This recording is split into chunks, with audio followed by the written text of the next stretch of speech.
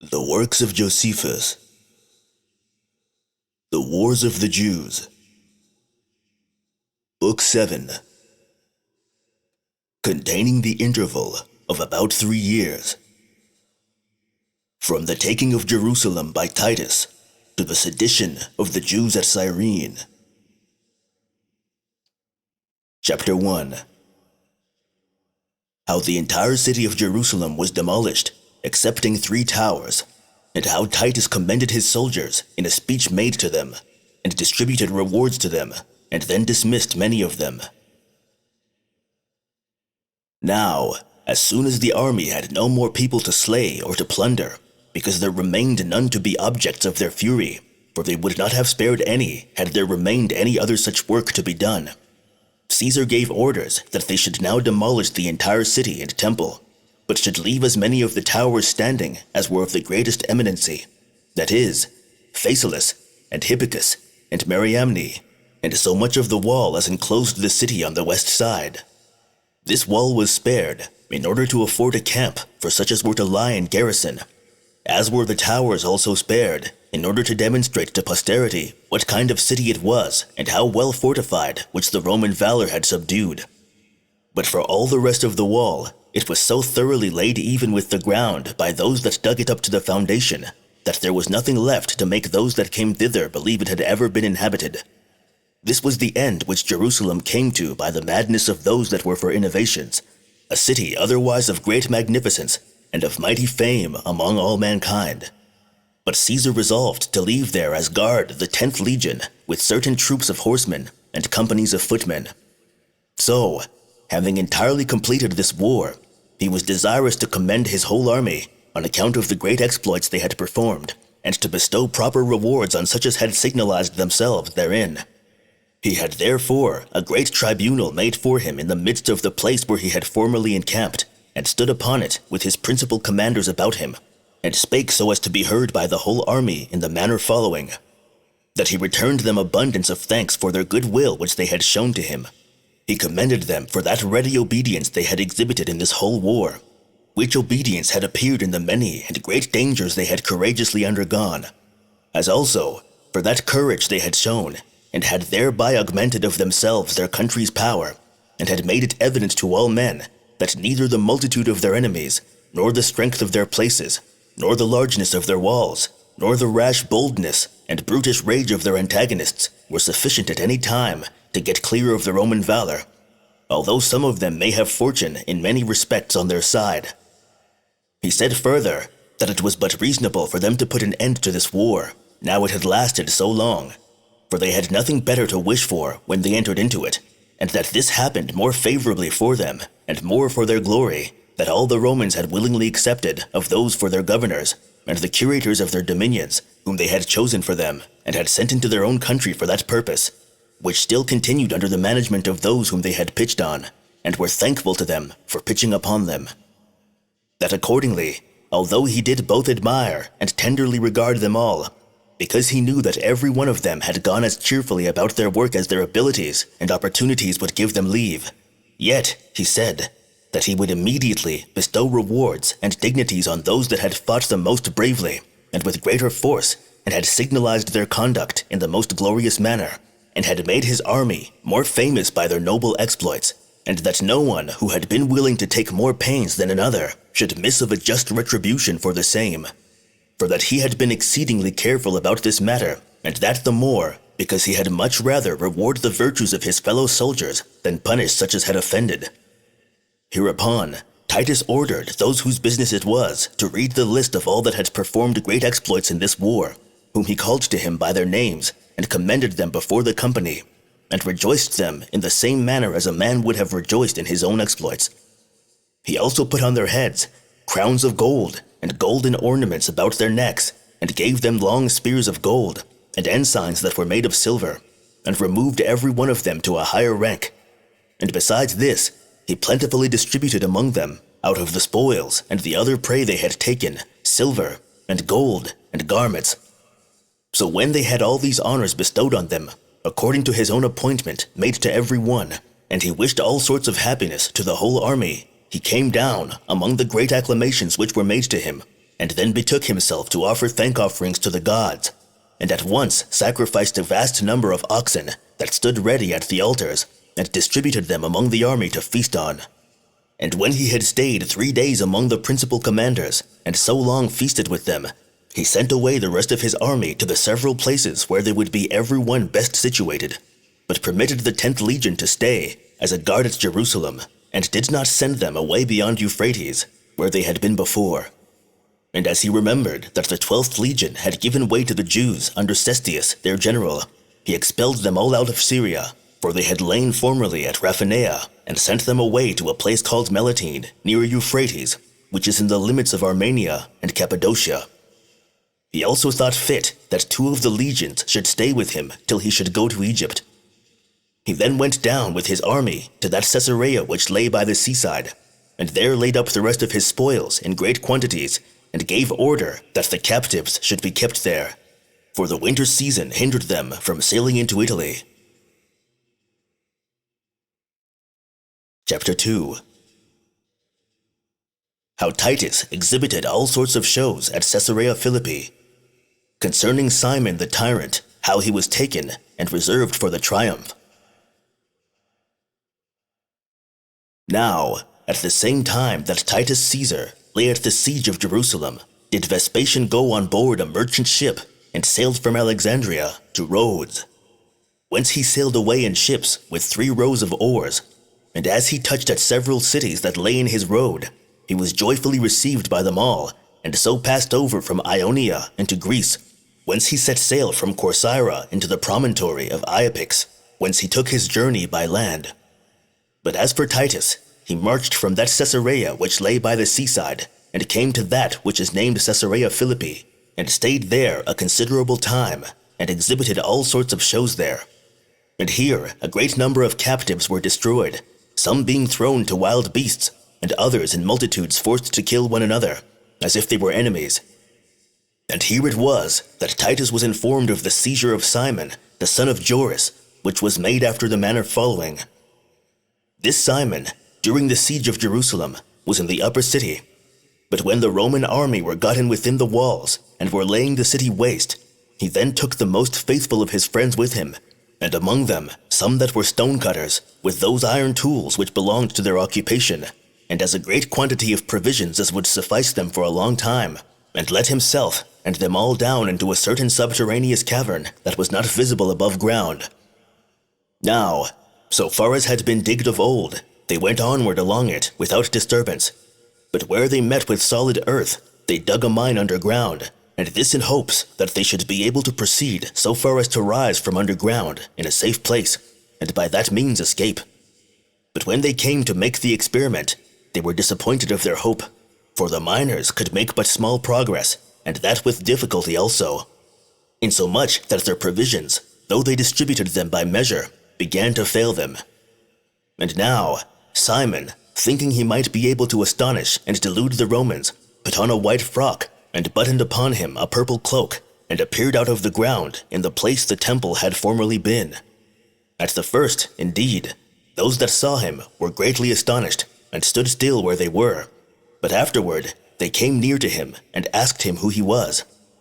Now Simon would not tell them, but bade them call for their captain, and when they ran to call him, Terentius Rufus, who was left to command the army there, came to Simon, and learned of him the whole truth, and kept him in bonds, and let Caesar know that he was taken.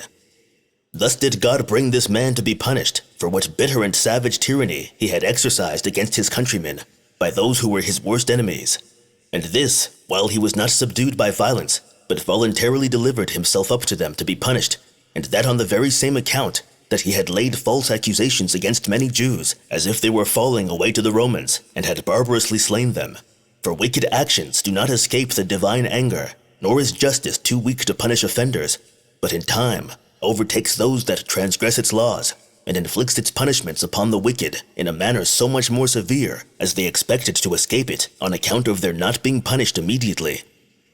Simon was made sensible of this by falling under the indignation of the Romans. This rise of his out of the ground did also occasion the discovery of a great number of others of the seditious at that time, who had hidden themselves underground. But for Simon, he was brought to Caesar in bonds when he was come back to Caesarea, which was on the seaside, who gave orders that he should be kept against that triumph which he was to celebrate at Rome upon this occasion. Chapter 3. How Titus, upon the celebration of his brothers' and fathers' birthdays, had many of the Jews slain, concerning the danger the Jews were in at Antioch, by means of the transgression and impiety of one Antiochus, a Jew. While Titus was at Caesarea, he solemnized the birthday of his brother, Domitian, after a splendid manner, and inflicted a great deal of the punishment intended for the Jews in honor of him. For the number of those that were now slain in fighting with the beasts, and were burnt, and fought with one another, exceeded 2,500. Yet did all this seem to the Romans, when they were thus destroying 10,000 several ways, to be a punishment beneath their deserts. After this, Caesar came to Berytus, which is a city of Phoenicia and a Roman colony, and stayed there a longer time, and exhibited a still more pompous solemnity about his father's birthday, both in the magnificence of the shows and in the other vast expenses he was at in his devices thereto belonging, so that a great multitude of the captives were here destroyed after the same manner as before. It happened also about this time that the Jews who remained at Antioch were under accusations and in the danger of perishing from the disturbances that were raised against them by the Antiochians, and this both on account of the slanders spread abroad at this time against them, and on account of what pranks they had played not long before, which I am obliged to describe without fail, though briefly, that I may the better connect my narration of future actions with those that went before. For as the Jewish nation is widely dispersed over all the habitable earth among its inhabitants, so it is very much intermingled with Syria by reason of its neighborhood, and had the greatest multitudes in Antioch by reason of the largeness of the city, wherein the kings, after Antiochus, had afforded them a habitation with the most undisturbed tranquility. For though Antiochus, who was called Epiphanes, laid Jerusalem waste and spoiled the temple, yet did those that succeeded him in the kingdom restore all the donations that were made of brass to the Jews of Antioch, and dedicated them to their synagogue, and granted them the enjoyment of equal privileges of citizens with the Greeks themselves. And as the succeeding kings treated them after the same manner, they both multiplied to a great number, and adorned their temple gloriously by fine ornaments, and with great magnificence in the use of what had been given them. They also made proselytes of a great many of the Greeks perpetually, and thereby, after sort, brought them to be a portion of their own body.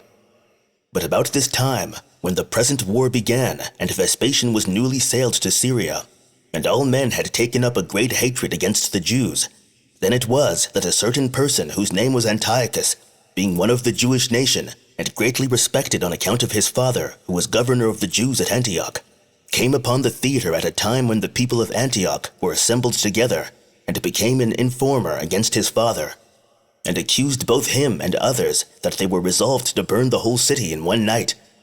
He also delivered up to them some Jews that were foreigners as partners in their resolutions. When the people heard this, they could not refrain their passion, but commanded that those who were delivered up to them should have fire brought to burn them, who were accordingly all burnt upon the theater immediately. They did also fall violently upon the multitude of the Jews, as supposing that by punishing them suddenly they should save their own city. As for Antiochus, he aggravated the rage they were in, and thought to give them a demonstration of his own conversion, and of his hatred of the Jewish customs, by sacrificing after the manner of the Greeks. He persuaded the rest also to compel them to do the same, because they would by that means discover who they were that had plotted against them, since they would not do so. And when the people of Antioch tried the experiment, some few complied, but those that would not do so were slain. As for Antiochus himself, he obtained soldiers from the Roman commander, and became a severe master over his own citizens, not permitting them to rest on the seventh day, but forcing them to do all that they usually did on other days. And to that degree of distress did he reduce them in this matter, that the rest of the seventh day was dissolved not only at Antioch, but the same thing which took thence its rise was done in other cities also, in like manner, for some small time. Now, after these misfortunes had happened to the Jews at Antioch, a second calamity befell them, the description of which, when we were going about, we promised the account foregoing. For upon this incident, whereby the four-square marketplace was burnt down, as well as the archives, and the place where the public records were preserved, and the royal palaces, and it was not without difficulty that the fire was then put a stop to, which was likely by the fury wherewith it was carried along to have gone over the whole city. Antiochus accused the Jews as the occasion of all the mischief that was done.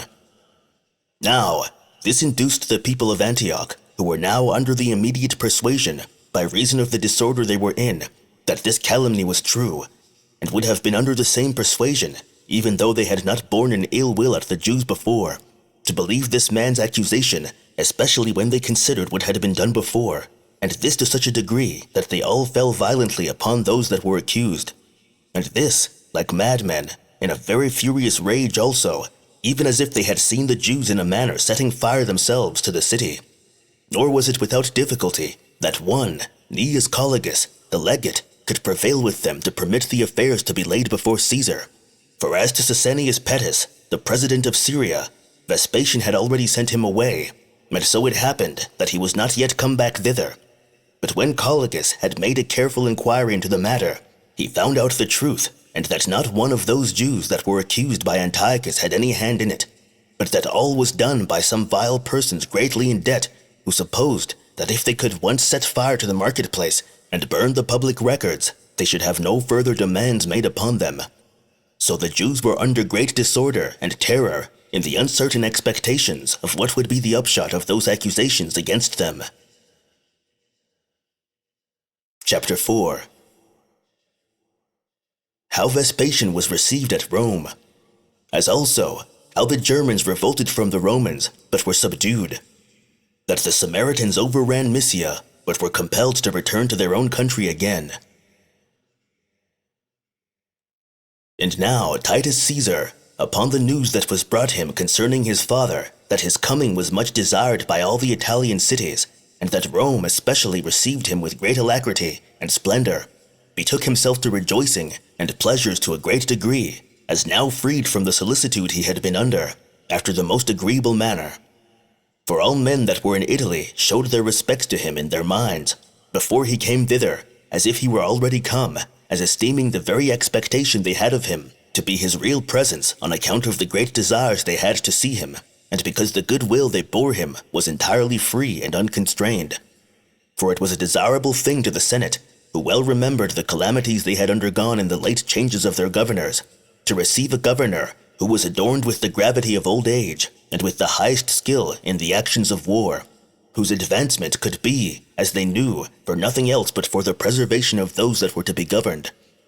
Moreover, the people had been so harassed by their civil miseries that they were still more earnest for his coming immediately, as supposing they should then be firmly delivered from their calamities, and believed they should then recover their secure tranquility and prosperity. And for the soldiery, they had the principal regard to him, for they were chiefly apprised of his great exploits in war, and since they had experienced the want of skill and want of courage in other commanders, they were very desirous to be freed from that great shame they had undergone by their means, and heartily wished to receive such a prince as might be a security and an ornament to them. And as this goodwill to Vespasian was universal, those that enjoyed any remarkable dignities could not have patience enough to stay in Rome, but made haste to meet him at a very great distance from it. Nay, indeed, none of the rest could endure the delay of seeing him, but did all pour out of the city in such crowds, and were so universally possessed with the opinion that it was easier and better for them to go out than to stay there, that this was the very first time that the city joyfully perceived itself almost empty of its citizens, for those that stayed within were fewer than those that went out. But as soon as the news was come that he was hard by, and those that had met him at first related with what good humor he received everyone that came to him, then it was that the whole multitude that had remained in the city, with their wives and children, came into the road and waited for him there. And for those whom he passed by, they made all sorts of acclamations on account of the joy they had to see him, and the pleasantness of his countenance, and styled him the benefactor and savior, and the only person who was worthy to be ruler of the city of Rome. And now, the city was like a temple, full of garlands and sweet odors, nor was it easy for him to come to the royal palace for the multitude of people that stood about him, where yet at last he performed his sacrifices of thanksgivings to his household gods for his safe return to the city. The multitude did also betake themselves to feasting, which feasts and drink offerings they celebrated by their tribes and their families and their neighborhoods, and still prayed God to grant that Vespasian, his sons, and all their posterity might continue in the Roman government for a very long time, and that his dominion might be preserved from all opposition. And this was the manner in which Rome so joyfully received Vespasian, and thence grew immediately into a state of great prosperity.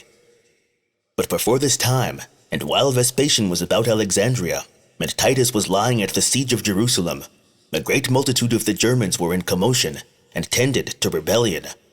And as the Gauls in their neighborhood joined with them, they conspired together, and had thereby great hopes of success, and that they should free themselves from the dominion of the Romans.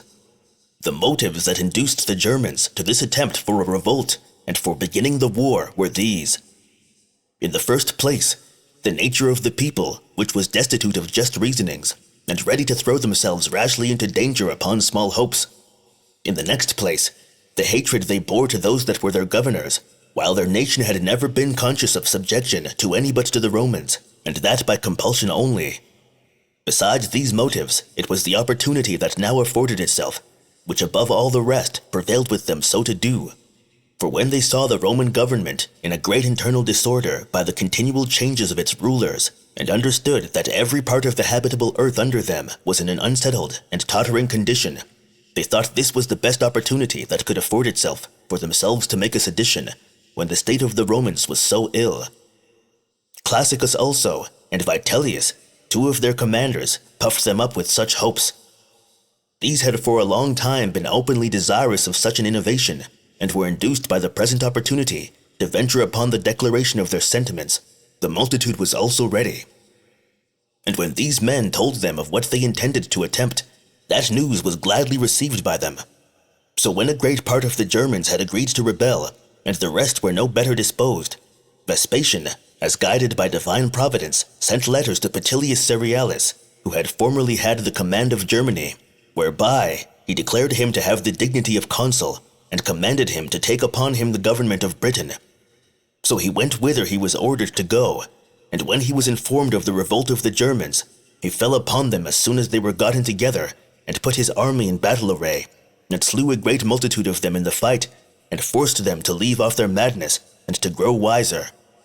Nay, had he not fallen thus suddenly upon them on the place, it had been long ere they would, however, have been brought to punishment. For as soon as ever the news of their revolt was come to Rome, and Caesar Domitian was made acquainted with it, he made no delay, even at that his age, when he was exceeding young, but undertook this weighty affair.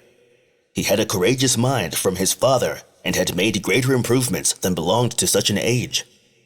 Accordingly, he marched against the barbarians immediately, whereupon their hearts failed them at the rumor of his approach, and they submitted themselves to him with fear, and thought it a happy thing that they were brought under their old yoke again, without suffering any farther mischiefs. When, therefore, Domitian had settled all the affairs of Gaul in such good order that it would not be easily put into disorder any more, he returned to Rome with honor and glory, as having performed such exploits as were above his own age, and worthy of such a father. At the very same time with the forementioned revolt of the Germans, did the bold attempt of the Scythians against the Romans occur. For those Scythians, who are called Samaritans, being a very numerous people, transported themselves over the Danube into Mysia without being perceived, after which, by their violence and entirely unexpected assault, they slew a great many of the Romans that guarded the frontiers. And as the consular legate, Fonteius Agrippa, came to meet them, and fought courageously against them, he was slain by them. They then overran all the legion that had been subject to him, tearing and rending everything that fell in their way. But when Vespasian was informed of what had happened, and now Mysia was laid waste, he sent away Rubrius Gallus to punish these Samaritans, by whose means many of them perished in the battles he fought against them, and that part which escaped fled with fear to their own country. So when this general had put an end to the war, he provided for the future security of the country also, for he placed more and more numerous garrisons in the place, till he made it altogether impossible for the barbarians to pass over the river any more. and thus had this war in Mysia a sudden conclusion. Chapter 5. Concerning the Sabbatic river which Titus saw as he was journeying through Syria, and how the people of Antioch came with a petition to Titus against the Jews, but were rejected by him, as also concerning Titus's and Vespasian's triumph. Now Titus Caesar tarried some time at Berytus, as we told you before. He thence removed and exhibited magnificent shows in all those cities of Syria through which he went, and made use of the captive Jews as public instances of the destruction of that nation. He then saw a river as he went along, of such a nature as deserves to be recorded in history. It runs in the middle between Archaea, belonging to Agrippa's kingdom, and Raphania. It hath somewhat very peculiar in it, for when it runs, its current is strong and has plenty of water, after which its springs fail for 6 days together, and leave its channel dry, as any one may see, after which days it runs on the 7th day, as it did before, and as though it had undergone no change at all. It hath also been observed to keep this order perpetually and exactly, whence it is that they call it the Sabbatic river, that name being taken from the sacred 7th day among the Jews. But when the people of Antioch were informed that Titus was approaching, they were so glad at it that they could not keep within their walls, but hasted away to give him the meeting. Nay, they proceeded as far as 30 furlongs and more with that intention. These were not the men only, but a multitude of women also with their children did the same. And when they saw him coming up to them, they stood on both sides of the way, and stretched out their right hands, saluting him, and making all sorts of acclamations to him, and turned back together with him. They also, among all the acclamations they made to him, besought him all the way they went to eject the Jews out of their city. Yet did not Titus at all yield to this their petition, but gave them the bare hearing of it quietly.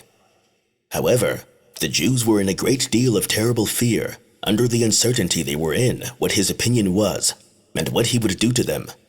For Titus did not stay at Antioch, but continued his progress immediately to Zeugma, which lies upon the Euphrates, whither came to him messengers from Vologeses, king of Parthia, and brought him a crown of gold upon the victory he had gained over the Jews, which he accepted of, and feasted the king's messengers, and then came back to Antioch. And when the Senate and people of Antioch earnestly entreated him to come upon their theater, where their whole multitude was assembled, and expected him, he complied with great humanity. But when they pressed him with much earnestness, and continually begged of him that he would eject the Jews out of their city, he gave them this very pertinent answer: How can this be done, since that country of theirs, whither the Jews must be obliged then to retire, is destroyed, and no place will receive them besides? Whereupon the people of Antioch, when they had failed of success in this their first request, made him a second. For they desired that he would order those tables of brass to be removed on which the Jews' privileges were engraven. However, Titus would not grant that either, but permitted the Jews of Antioch to continue to enjoy the very same privileges in that city which they had before, and then departed for Egypt. And as he came to Jerusalem in his progress, and compared the melancholy condition he saw it then in, with the ancient glory of the city, and called to mind the greatness of its present ruins, as well as its ancient splendor, he could not but pity the destruction of the city. So far he was from boasting that so great and goodly a city as that was had been taken by him by force. Nay, he frequently cursed those that had been the authors of their revolt, and had brought such a punishment upon the city, insomuch that it only appeared that he did not desire that such a calamity as this punishment of theirs amounted to should be a demonstration of his courage. Yet was there no small quantity of the riches that had been in that city still found among its ruins, a great deal of which the Romans dug up. But the greatest part was discovered by those who were captives, and so they carried it away. I mean the gold and the silver, and the rest of that most precious furniture which the Jews had, and which the owners had treasured up underground, against the uncertain fortunes of war. So Titus took the journey he intended into Egypt, and passed over the desert very suddenly, and came to Alexandria, and took up a resolution to go to Rome by sea. And as he was accompanied by 2 legions, he sent each of them again to the places whence they had before come. The 5th he sent to Mysia, and the 15th to Pannonia. As for the leaders of the captives, Simon and John, with the other 700 men, whom he had selected out of the rest as being eminently tall and handsome of body, he gave order that they should be soon carried to Italy, as resolving to produce them in his triumph. So when he had had a prosperous voyage to his mind, the city of Rome behaved itself in his reception and their meeting him at a distance, as it did in the case of his father. But what made the most splendid appearance in Titus's opinion was, when his father met him and received him. But still the multitude of the citizens conceived the greatest joy when they saw them all three together, as they did at this time. Nor were many days overpast when they determined to have but one triumph that should be common to both of them, on account of the glorious exploits they had performed, although the Senate had decreed each of them a separate triumph by himself. So when notice had been given beforehand of the day appointed for this pompous solemnity to be made, on account of their victories, not one of the immense multitude was left in the city, but everyone went out as far as to gain only a station where they might stand, and left only such a passage as was necessary for those that were to be seen to go along it. Now all the soldiery marched out beforehand by companies, and in their several ranks, under their several commanders, in the night time, and were about the gates, not of the upper palaces, but those near the temple of Isis. For there it was that the emperors had rested the foregoing night, and as soon as ever it was day, Vespasian and Titus came out crowned with laurel, and clothed in those ancient purple habits which were proper to their family, and then went as far as Octavian's walks. For there it was that the Senate, and the principal rulers, and those that had been recorded as of the equestrian order, waited for them. Now a tribunal had been erected before the cloisters, and ivory chairs had been set upon it, when they came and sat down upon them. Whereupon the soldiery made an acclamation of joy to them immediately, and all gave them attestations of their valor, while they were themselves without their arms, and only in their silken garments, and crowned with laurel.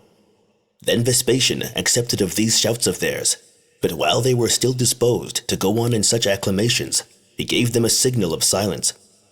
And when everybody entirely held their peace, he stood up, and covering the greatest part of his head with his cloak, he put up the accustomed solemn prayers, the like did Titus put up also. After which prayers, Vespasian made a short speech to all the people, and then sent away the soldiers to a dinner prepared for them by the emperors. Then did he retire to that gate, which was called the Gate of Pomp, because pompous shows do always go through that gate. There it was that they tasted some food, and when they had put on their triumphal garments, and had offered sacrifices to the gods that were placed at the gate, they sent the triumph forward, and marched through the theaters, that they might be the more easily seen by the multitude. Now it is impossible to describe the multitude of the shows as they deserve, and the magnificence of them all, such indeed as a man could not easily think of as a performer, either by the labor of workmen, or the variety of riches, or the rarities of nature. For almost all such curiosities as the most happy men ever get by piecemeal were here heaped one upon another, and those both admirable and costly in their nature, and all brought together on that day demonstrated the vastness of the dominions of the Romans. For there was here to be seen a mighty quantity of silver, and gold, and ivory, contrived into all sorts of things, and did not appear as carried along in pompous shows only, but, as a man may say, running along like a river. Some parts were composed of the rarest purple hangings, and so carried along, and others accurately represented to the life what was embroidered by the arts of the Babylonians. There were also precious stones that were transparent, some set in crowns of gold, and some in other ouches, as the workmen pleased, and of these such a vast number were brought, that we could not but thence learn how vainly we imagined any of them to be rarities. The images of the gods were also carried, being as well wonderful for their largeness, as made very artificially, and with great skill of the workmen. Nor were any of these images of any other than very costly materials, and many species of animals were brought, every one in their own natural ornaments. The men also who brought every one of these shows were great multitudes, and adorned with purple garments, all over interwoven with gold. Those that were chosen for carrying these pompous shows, having also about them such magnificent ornaments as were both extraordinary and surprising. Besides these, one might see that even the great number of the captives was not unadorned, while the variety that was in their garments and their fine texture concealed from the sight the deformity of their bodies. But what afforded the greatest surprise of all was the structure of the pageants that were borne along. For indeed, he that met them could not but be afraid that the bearers would not be able firmly enough to support them, such was their magnitude. For many of them were so made that they were on 3 or even 4 stories, one above another. The magnificence also of their structure afforded one both pleasure and surprise. For upon many of them were laid carpets of gold. There was also wrought gold and ivory fastened about them all, and many resemblances of the war, and those in several ways and variety of contrivances, affording a most lively portraiture of itself. For there was to be seen a happy country laid waste, and entire squadrons of enemies slain, while some of them ran away, and some were carried into captivity, with walls of great altitude and magnitude overthrown and ruined by machines, with the strongest fortifications taken, and the walls of most populous cities upon the tops of hills seized on, and an army pouring itself within the walls, as also every place full of slaughter, and supplications of the enemies, when they were no longer able to lift up their hands in way of opposition. Fire also sent upon temples was here represented, and houses overthrown and falling upon their owners. Rivers also, after they came out of a large and melancholy desert, ran down, not into a land cultivated, nor as drink for men, or for cattle, but through a land still on fire upon every side. For the Jews related that such a thing had undergone during this war. Now the workmanship of these representations was so magnificent and lively in the construction of the things that it exhibited what had been done to such as did not see it, as if they had been there really present. On the top of every one of these pageants was placed the commander of the city that was taken, and the manner wherein he was taken. Moreover, there followed those pageants a great number of ships, and for the other spoils they were carried in great plenty. But for those that were taken in the temple of Jerusalem, they made the greatest figure of them all, that is, the golden table, of the weight of many talents.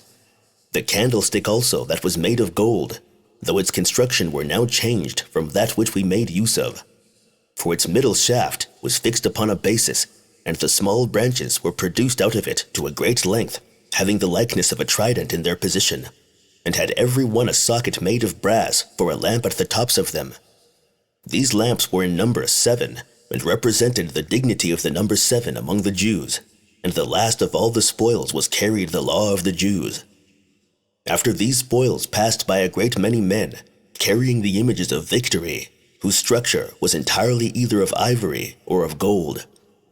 After which, Vespasian marched in the first place, and Titus followed him. Domitian also rode along with them, and made a glorious appearance, and rode on a horse that was worthy of admiration. Now the last part of this pompous show was at the temple of Jupiter Capitolinus, whither when they were come, they stood still, for it was the Romans' ancient custom to stay, till somebody brought the news that the general of the army was slain. This general was Simon, the son of Joris, who had then been led in his triumph among the captives. A rope had also been put upon his head, and he had been drawn into a proper place in the forum, and had withal been tormented by those that drew him along, and the law of the Romans required that malefactors condemned to die should be slain there.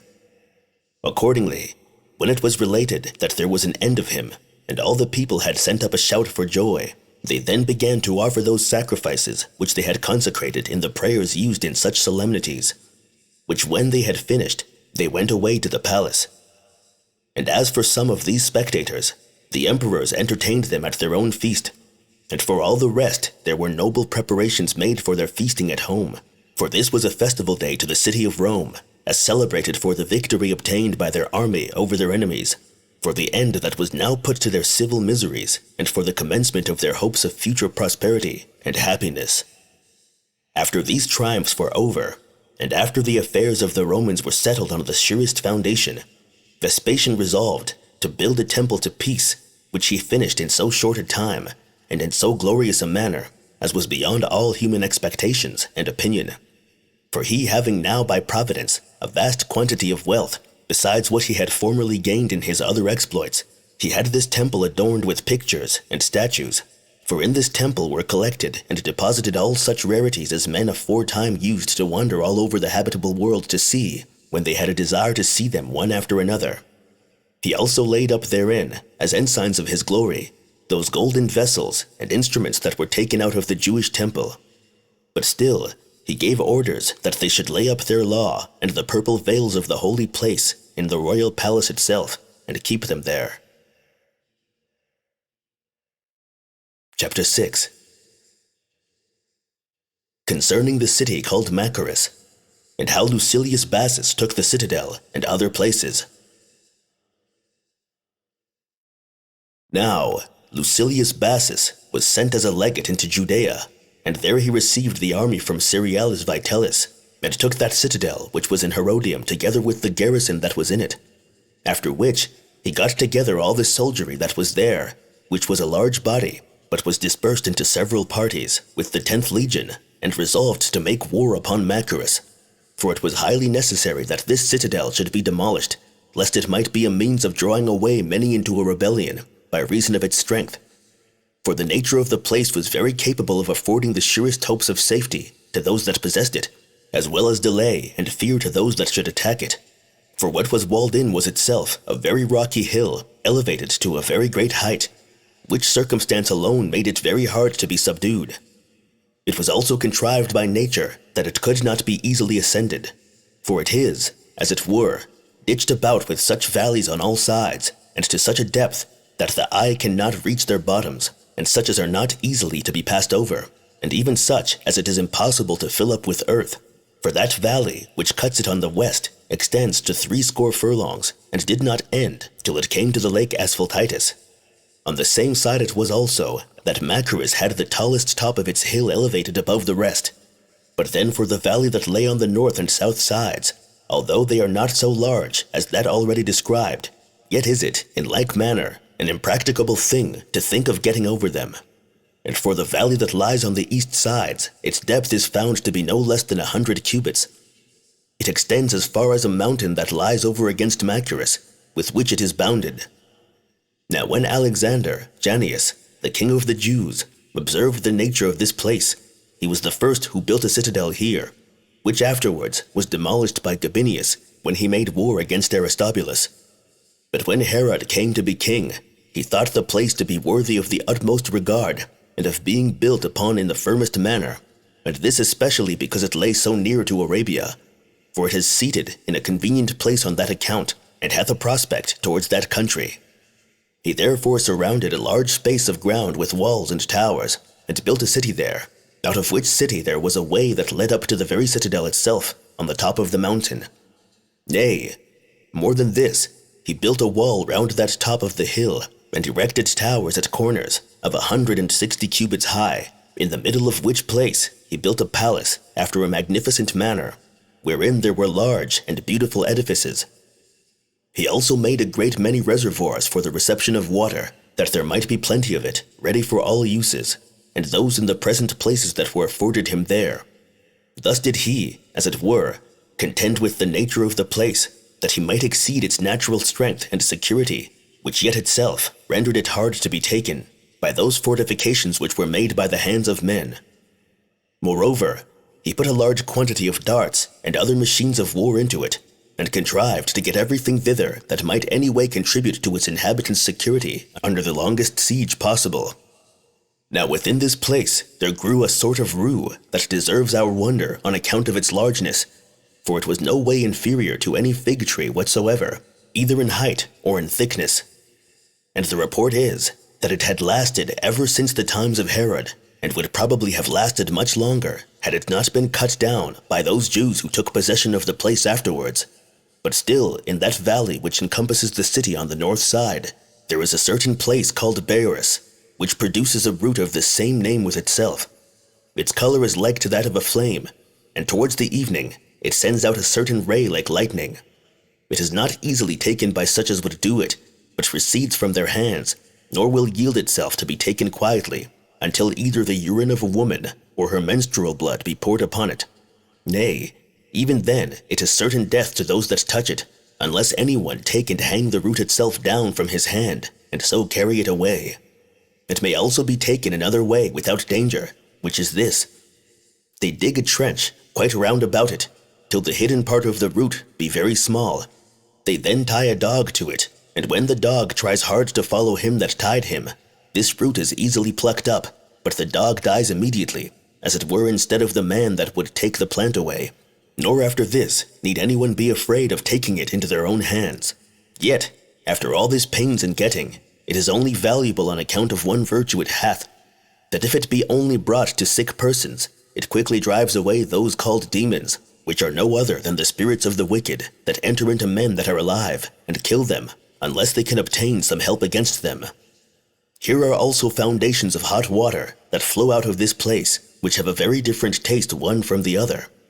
For some of them are bitter, and others of them are plainly sweet. Here are also many eruptions of cold waters, and this not only in the places that lie lower and have their fountains near one another, but, what is still more wonderful, here is to be seen a certain cave hard by, whose cavity is not deep, but it is covered over by a rock that is prominent. Above this rock there stands up two hills, or breasts as it were, but a little distant one from another, the one of which sends out a fountain that is very cold, and the other sends out one that is very hot, which waters, when they are mingled together, compose a most pleasant bath. They are medical indeed for other maladies, but especially good for strengthening the nerves. This place has in it also mines of sulfur and alum. Now, when Bassus had taken a full view of this palace, he resolved to besiege it by filling up the valley that lay on the east side. So he fell hard to work, and took great pains to raise his banks as soon as possible, and by that means to render the siege easy. As for the Jews that were caught in this place, they separated themselves from the strangers that were with them, and they forced those strangers, as an otherwise useless multitude, to stay in the lower part of the city, and undergo the principal dangers, while they themselves seized upon the upper citadel, and held it, and this both on account of its strength, and to provide for their own safety. They also supposed they might obtain their pardon in case they should at last surrender the citadel. However, they were willing to make trial in the first place whether the hopes they had of avoiding a siege would come to anything, with which intention they made sallies every day, and fought with those that met them, in which conflicts there were many of them slain, as they therein slew many of the Romans. But still, it was the opportunities that presented themselves, which chiefly gained both sides their victories. These were gained by the Jews, when they fell upon the Romans as they were off their guard, but by the Romans, when, upon the others' sallies against their banks, they foresaw their coming, and were upon their guard when they received them. But the conclusion of this siege did not depend upon these bickerings, but a certain surprising accident, relating to what was done in this siege, forced the Jews to surrender the citadel. There was a certain young man among the besieged, of great boldness and very active of his hand. His name was Eleazar. He greatly signalized himself in those sallies, and encouraged the Jews to go out in great numbers, in order to hinder the raising of the banks, and did the Romans a vast deal of mischief when they came to fighting. He so managed matters that those who sallied out made their attacks easily, and returned back without danger, and this by still bringing up the rear himself. Now it happened that on a certain time, when the fight was over, and both sides were parted, and retired home, he, in a way of contempt of the enemy, and thinking that none of them would begin the fight again at that time, stayed without the gates, and talked with those that were upon the wall, and his mind was wholly intent upon what they said. Now a certain person, belonging to the Roman camp, whose name was Rufus by birth an Egyptian, ran upon him suddenly, when nobody expected such a thing, and carried him off with his armor itself, while in the meantime those that saw it from the wall were under such an amazement that Rufus prevented their assistance, and carried Eleazar to the Roman camp. So the general of the Romans ordered that he should be taken up naked, set before the city to be seen, and sorely whipped before their eyes. Upon this sad accident that befell the young man, the Jews were terribly confounded, and the city with one voice sorely lamented him, and the mourning proved greater than could well be supposed upon the calamity of a single person. When Bassus perceived that, he began to think of using a stratagem against the enemy, and was desirous to aggravate their grief, in order to prevail with them to surrender the city for the preservation of that man. Nor did he fail of his hope, for he commanded them to set up a cross, as if he were just going to hang Eleazar upon it immediately. The sight of this occasioned a sore grief among those that were in the citadel, and they groaned vehemently, and cried out that they could not bear to see him thus destroyed.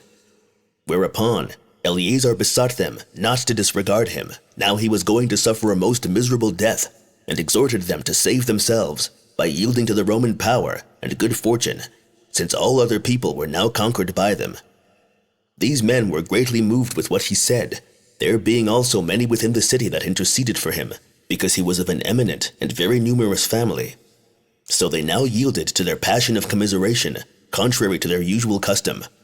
Accordingly, they sent out immediately certain messengers and treated with the Romans in order to a surrender of the citadel to them, and desired that they might be permitted to go away and take Eleazar along with them. Then did the Romans and their generals accept of these terms, while the multitude of strangers that were in the lower part of the city, hearing of the agreement that was made by the Jews for themselves alone, were resolved to fly away privately in the night time. But as soon as they had opened their gates, those that had come to terms with Bassus told him of it, whether it were that they envied the others' deliverance, or whether it were done out of fear, lest an occasion should be taken against them upon their escape is uncertain.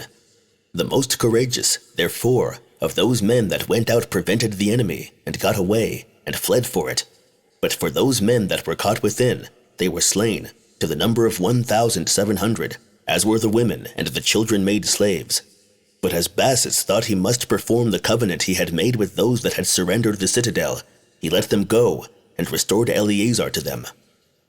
When Bassus had settled these affairs, he marched hastily to the forest of Jarden, as it is called, for he had heard that a great many of those that had fled from Jerusalem and Machaerus formerly were there gotten together. When he was therefore come to the place, and understood that the former news was no mistake, he, in the first place, surrounded the whole place with his horsemen, that such of the Jews as had boldness enough to try to break through might have no way possible for escaping by reason of the situation of these horsemen. And for the footmen, he ordered them to cut down the trees that were in the wood whither they were fled. So the Jews were under a necessity of performing some glorious exploit, and of greatly exposing themselves in a battle, since they might perhaps thereby escape. So they made a general attack, and with a great shout fell upon those that surrounded them, who received them with great courage. And so, while the one side fought desperately, and the others would not yield, the fight was prolonged on that account. But the event of the battle did not answer the expectation of the assailants, for so it happened that no more than 12 fell on the Roman side, with few that were wounded. But not one of the Jews escaped out of this battle, for they were all killed, being in the whole not fewer in number than 3,000, together with Judas, the son of Jairus, their general, concerning whom we have before spoken, that he had been captain of a certain band at the siege of Jerusalem, and by going down into a certain vault underground, had privately made his escape. About the same time it was that Caesar sent a letter to Bassus and to Liberius Maximus, who was the procurator of Judea, and gave order that all Judea should be exposed to sale, for he did not found any city there, but reserved the country for himself. However, he assigned a place for 800 men only, whom he had dismissed from his army, which he gave them for their habitation. It is called Emmaus, and is distant from Jerusalem 80 furlongs. He also laid a tribute upon the Jews wheresoever they were, and enjoined every one of them to bring 2 drachmae every year into the capital, as they used to pay the same to the temple at Jerusalem.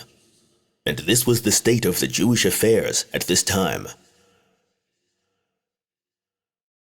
Chapter 7. Concerning the calamity that befell Antiochus, king of Commagene, as also concerning the Alans, and what great mischiefs they did to the Medes and Armenians. And now, in the 4th year of the reign of Vespasian, it came to pass that Antiochus, the king of Commagene, with all his family, fell into very great calamities. The occasion was this: Cyrene Titus, who was president of Syria at this time, whether it were done out of regard to truth, or whether out of hatred to Antiochus, for which the real motive was never thoroughly discovered, sent an epistle to Caesar, and therein told him that Antiochus, with his son Epiphanes, had resolved to rebel against the Romans, and had made a league with the king of Parthia to that purpose, that it was therefore fit to prevent them, lest they prevent us, and begin such a war as may cause a general disturbance in the Roman Empire. Now Caesar was disposed to take some care about this matter, since this discovery was made.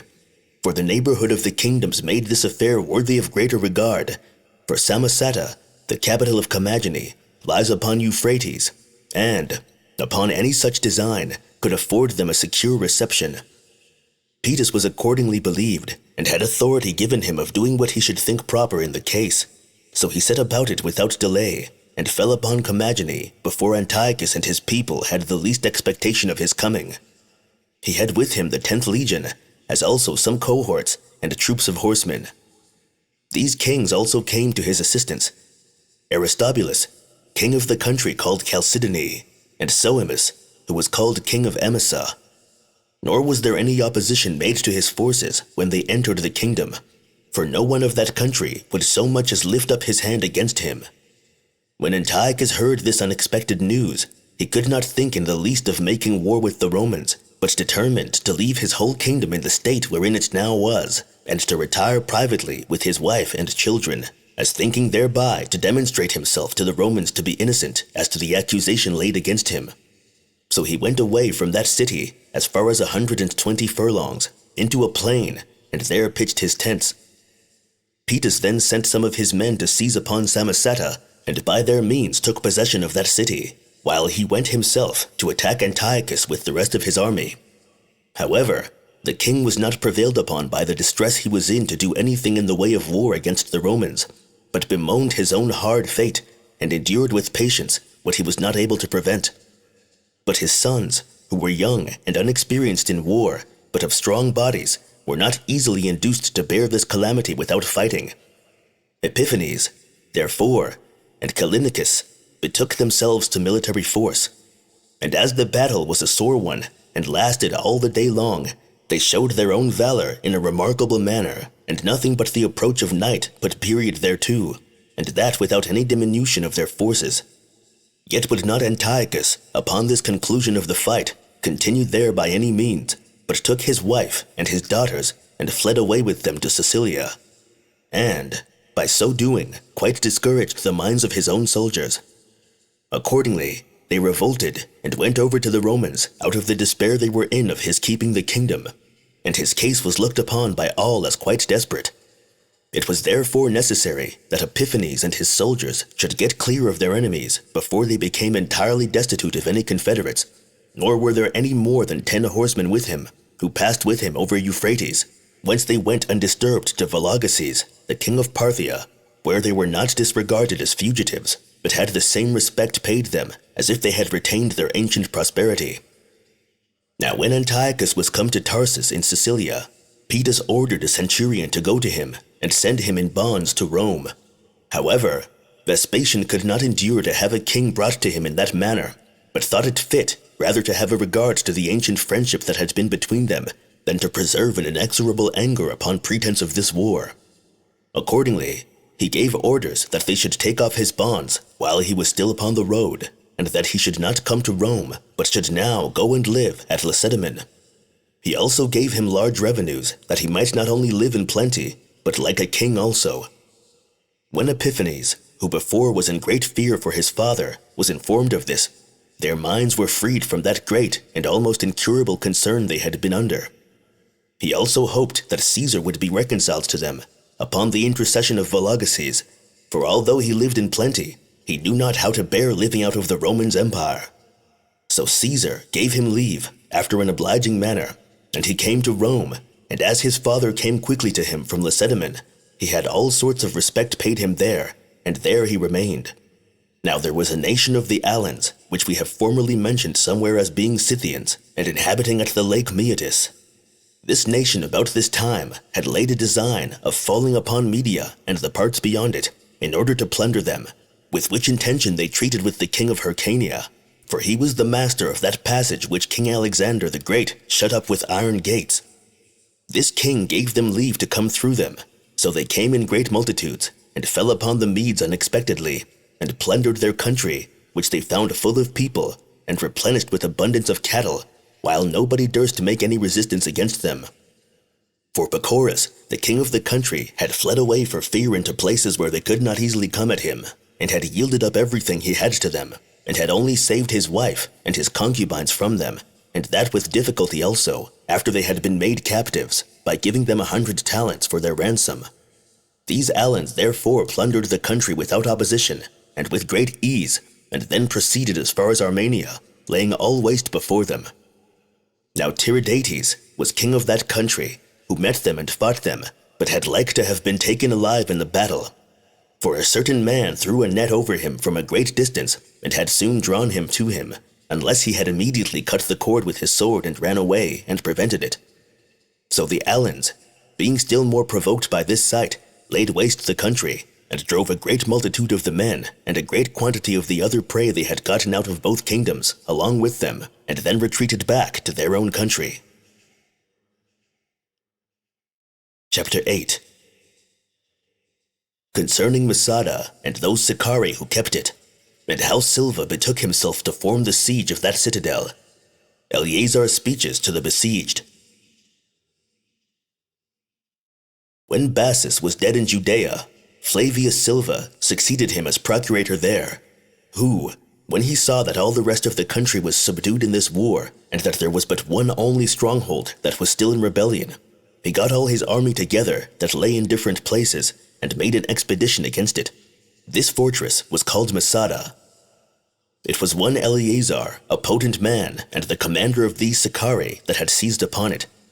He was a descendant from that Judas who had persuaded abundance of the Jews, as we have formerly related, not to submit to the taxation when Cyrene was sent into Judea to make one. For then it was that the Sicarii got together against those that were willing to submit to the Romans, and treated them in all respects as if they had been their enemies, both by plundering them of what they had, by driving away their cattle, and by setting fire to their houses. For they said that they differed not at all from foreigners, by betraying, in so cowardly a manner, that freedom which Jews thought worthy to be contended for to the utmost, and by owning that they preferred slavery under the Romans before such a contention. Now this was in reality no better than a pretense and a cloak for the barbarity which was made use of by them, and to color over their own avarice, which they afterwards made evident by their own actions. For those that were partners with them in their own rebellion joined also with them in the war against the Romans, and went farther lengths with them in their impudent undertakings against them.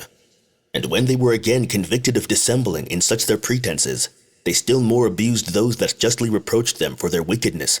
And indeed, that was a time most fertile in all manner of wicked practices, insomuch that no kind of evil deeds were then left undone, nor could anyone so much as devise any bad thing that was new. So deeply they were all infected, and strove with one another in their single capacity, and in their communities, who should run the greatest lengths in impiety towards God, and in unjust actions towards their neighbors, the men of power oppressing the multitude, and the multitude earnestly laboring to destroy the men of power. The one part were desirous of tyrannizing over others, and the rest of offering violence to others, and of plundering such as were richer than themselves. They were the Sicarii who first began these transgressions, and first became barbarous towards those allied to them, and left no words of reproach unsaid, and no works of perdition untried, in order to destroy those whom their contrivances affected.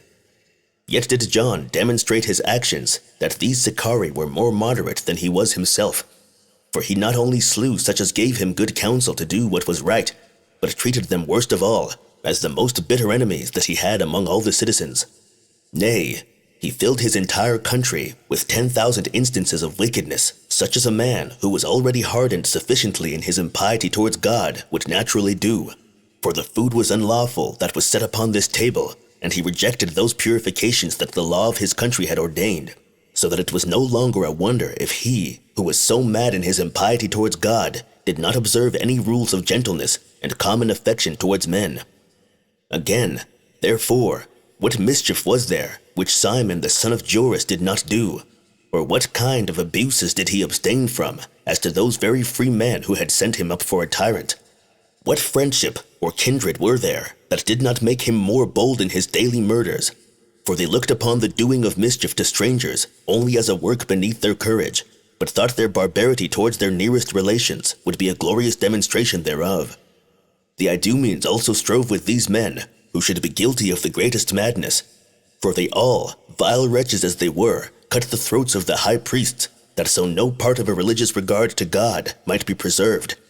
They thence proceeded to destroy utterly the least remains of a political government, and introduced the most complete scene of iniquity in all instances that were practicable, under which scene that sort of people that were called zealots grew up, and who indeed corresponded to the name.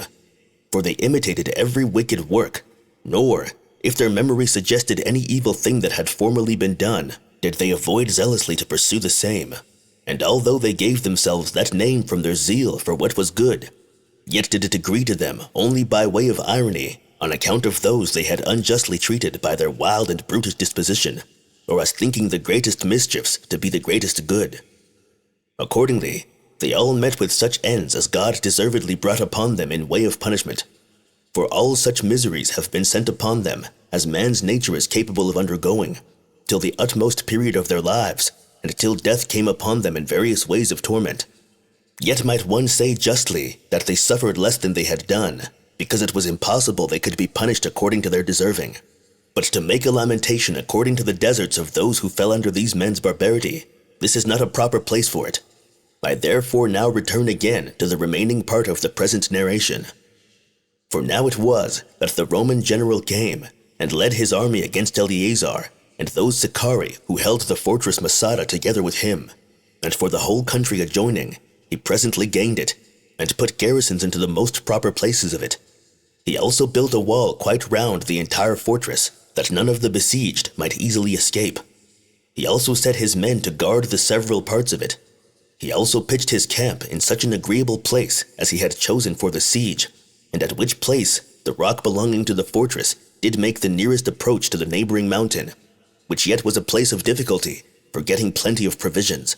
For it was not only food that was to be brought from a great distance to the army, and this with a great deal of pain to those Jews who were appointed for that purpose, but water was also to be brought to the camp, because the place afforded no fountain that was near it.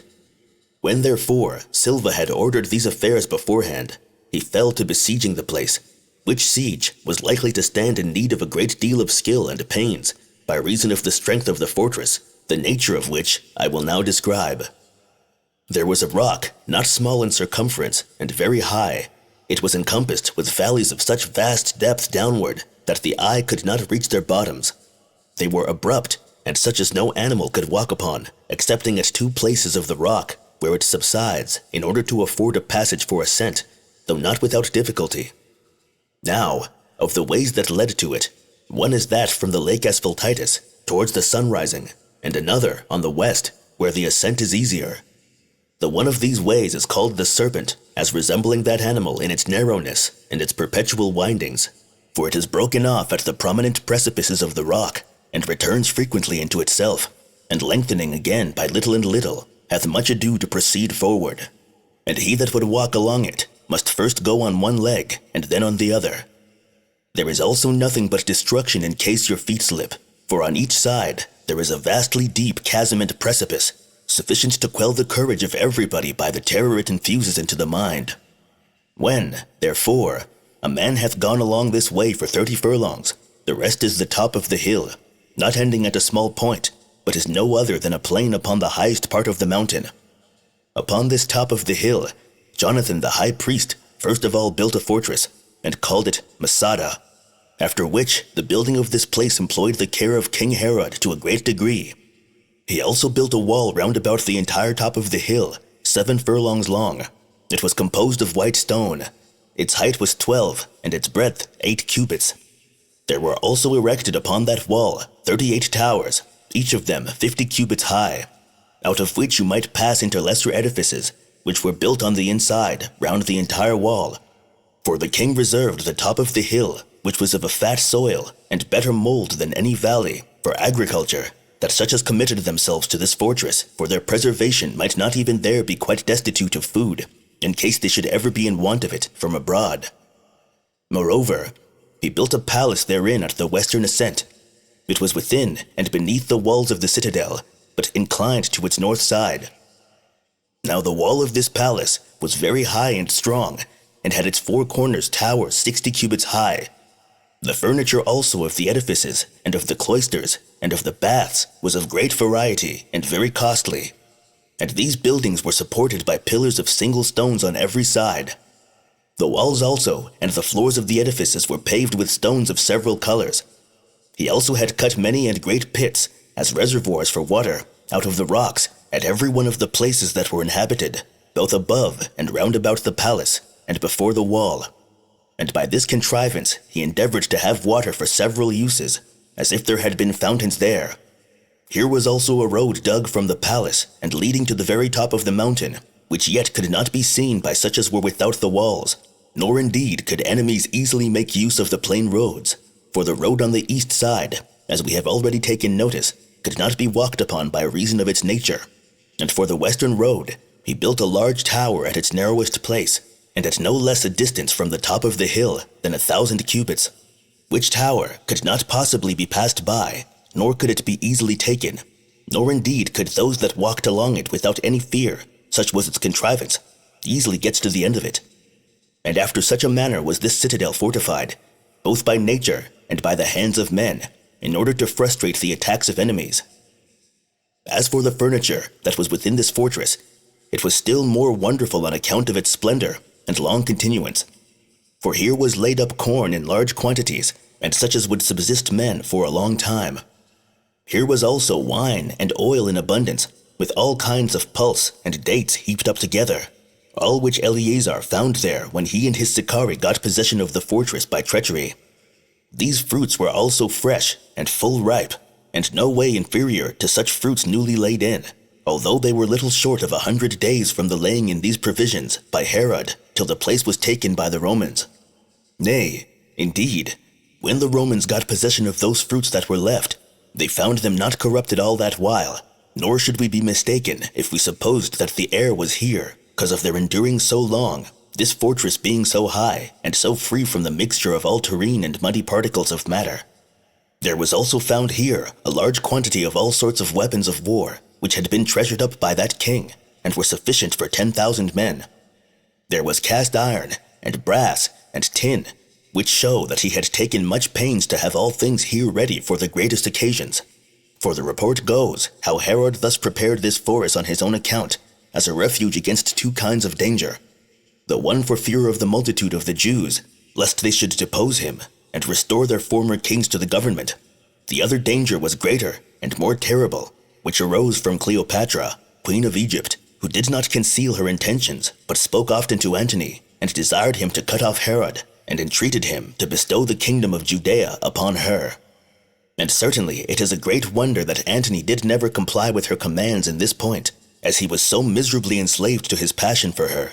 Nor should anyone have been surprised if she had been gratified in such her request. So the fear of these dangers made Herod rebuild Masada, and thereby leave it for the finishing stroke of the Romans in this Jewish war. Since, therefore, the Roman commander Silva had now built a wall on the outside round about this whole place, as we have said already, and had thereby made a most accurate provision to prevent anyone of the besieged running away, he undertook the siege itself, though he found but one single place that would admit of the banks he was to raise. For behind that tower, which secured the road that led to the palace, and to the top of the hill from the west, there was a certain eminency of the rock, very broad and very prominent, but 300 cubits beneath the highest part of Masada. It was called the White Promontory. Accordingly, he got up upon that part of the rock, and ordered the army to bring earth.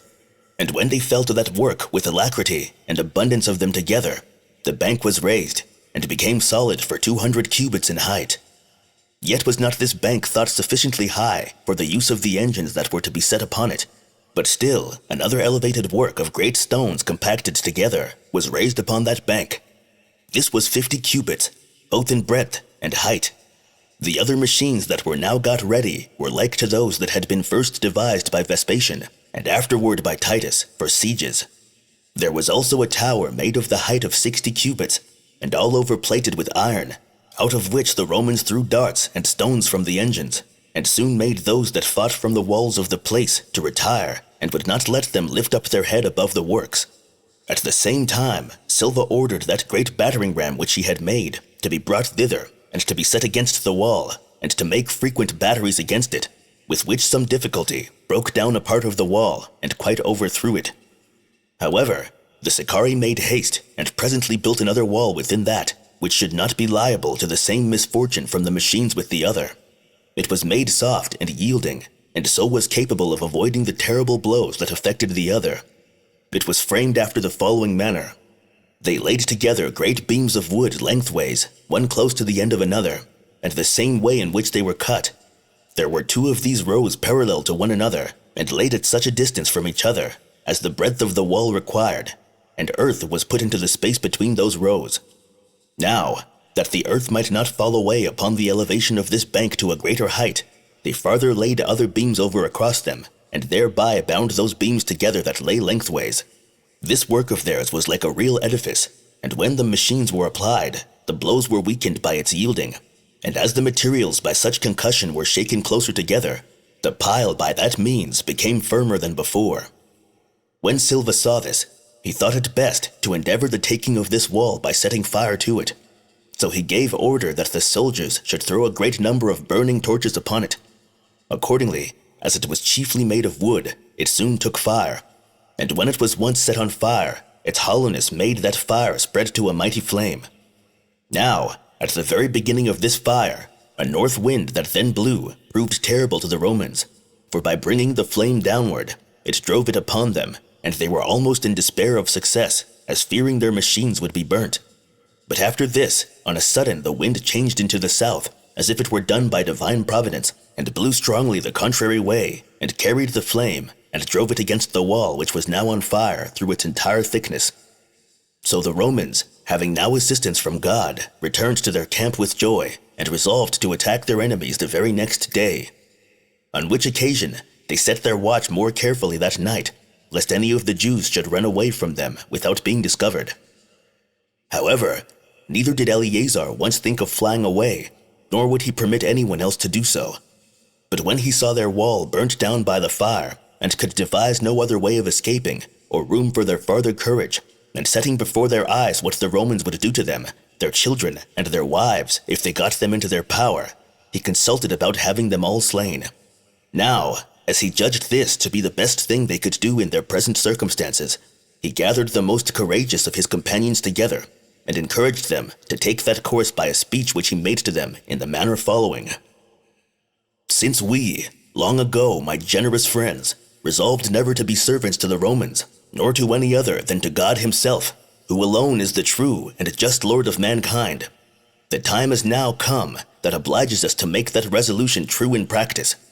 And let us not at this time bring a reproach upon ourselves for self-contradiction, while we formerly would not undergo slavery, though it were then without danger, but must now, together with slavery, choose such punishments also as are intolerable.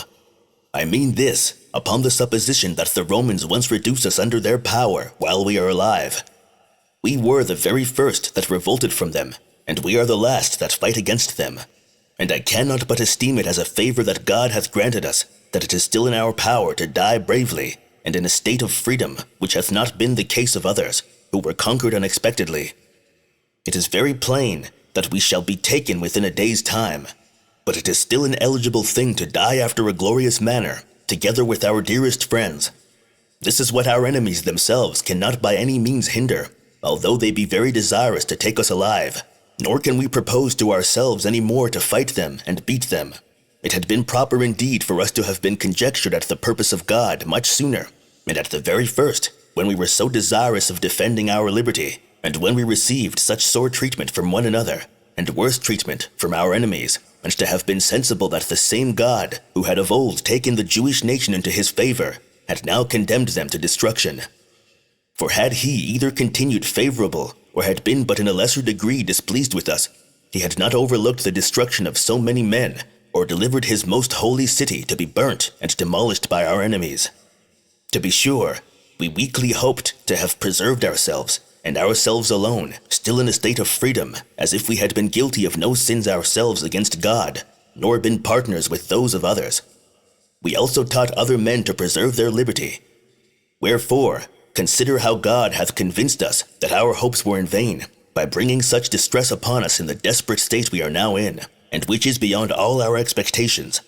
For the nature of this fortress, which was in itself unconquerable, hath not proved a means of our deliverance. And even while we have still great abundance of food, and a great quantity of arms, and other necessaries more than we want, we are openly deprived by God himself of all hopes of deliverance. For that fire which was driven upon our enemies did not, of its own accord, turn back upon the wall which we had built. This was the effect of God's anger against us for our manifold sins, which we have been guilty of in a most insolent and extravagant manner with regard to our own countrymen. The punishments of which let us not receive from the Romans, but from God himself, as executed by our own hands, for these will be more moderate than the other. Let our wives die before they are abused, and our children before they have tasted of slavery, and after we have slain them, let us bestow that glorious benefit upon one another mutually, and preserve ourselves in freedom as an excellent funeral monument for us.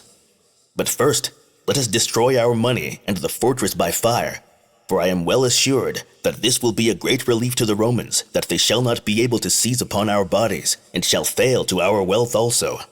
And let us spare nothing but our provisions, for they will be a testimonial when we are dead that we are not subdued for want of necessaries, but that, according to our original resolution, we have preferred death before slavery. This was Eleazar's speech to them. Yet did not the opinions of all the auditors acquiesce therein, but although some of them were very zealous to put his advice in practice, and were in a manner filled with pleasure at it, and thought death to be a good thing, yet had those that were most effeminate a commiseration for their wives and families, and when these men were especially moved by the prospect of their own certain death, they looked wishfully at one another, and by the tears that were in their eyes declared their dissent from his opinion. When Eleazar saw these people in such fear, and that their souls were dejected at so prodigious a proposal, he was afraid lest perhaps these effeminate persons should by their lamentations and tears enfeeble those that heard what he had said courageously. So he did not leave off exhorting them, but stirred up himself, and recollecting proper arguments for raising their courage, he undertook to speak more briskly and fully to them, and that concerning the immortality of the soul. So he made a lamentable groan, and fixing his eyes intently on those that wept, he spake thus: Truly, I was greatly mistaken when I thought to be assisting to brave men who struggle hard for their liberty, and to such as were resolved either to live with honor or else to die. But I find that you are such people as are no better than others, either in virtue or in courage, and are afraid of dying, though you be delivered thereby from the greatest miseries, while you ought to make no delay in this matter, nor to await anyone to give you good advice. For the laws of our country and of God himself have, from ancient times, and as soon as ever we could use our reason, continually taught us, and our forefathers have corroborated the same doctrine by their actions and by their bravery of mind, that it is life that is a calamity to men, and not death. For this last affords our souls their liberty, and sends them by a removal into their own place of purity, where they are to be insensible of all sorts of misery. For while souls are tied down to a mortal body, they are partakers of its miseries, and really, to speak the truth, they are themselves dead. For the union of what is divine to what is mortal is disagreeable. It is true, the power of the soul is great, even when it is imprisoned in a mortal body, for by moving it after a way that is invisible, it makes the body a sensible instrument, and causes it to advance farther in its actions than mortal nature could otherwise do. However, when it is freed from that weight which draws it down to the earth and is connected with it, it obtains its own proper place, and does then become a partaker of that blessed power and those abilities which are then every way incapable of being hindered in their operations. It continues invisible, indeed to the eyes of men, as does God himself, for certainly it is not itself seen while it is in the body, for it is thereafter an invisible manner, and when it is freed from it, it is still not seen. It is this soul which hath nature, and that an incorruptible one also, but yet it is the cause of the change that is made in the body.